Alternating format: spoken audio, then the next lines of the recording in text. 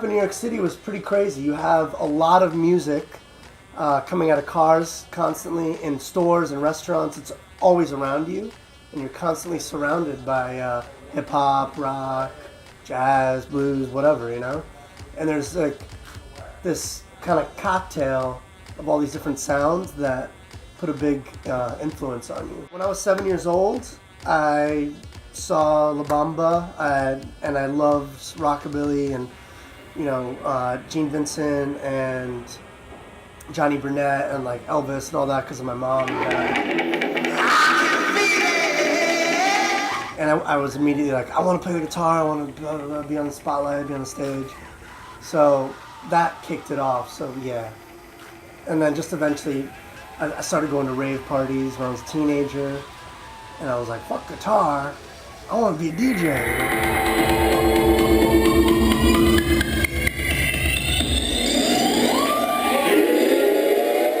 And yeah, now it's kind of combined. I've combined the two worlds, but I definitely always had the passion to be musically career driven.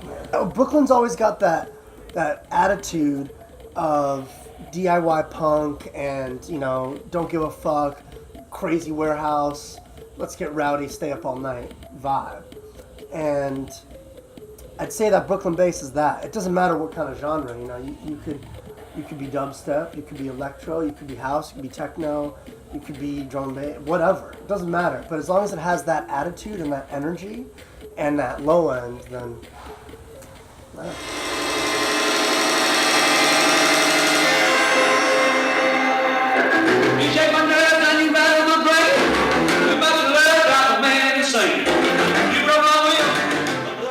the artist that influenced me the most out of any genre would probably be a toss-up between Tom Waits and RZA.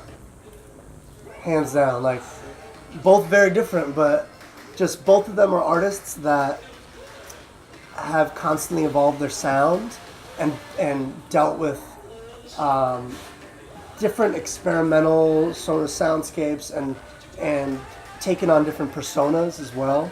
You know, RZA had his whole like Bobby Digital thing, and Tom Waits had a bunch of different characters that he would take on and live his life through, and that always fascinated me. So it's a toss-up between those two. What advice would you give to someone like up-and-coming DJ, up-and-coming producer, like to get out there? Like, what would you say to them? I think the most important thing is to stick to your guns and just believe in what you're doing.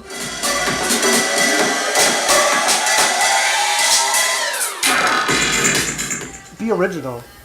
I mean, it's an easy burst of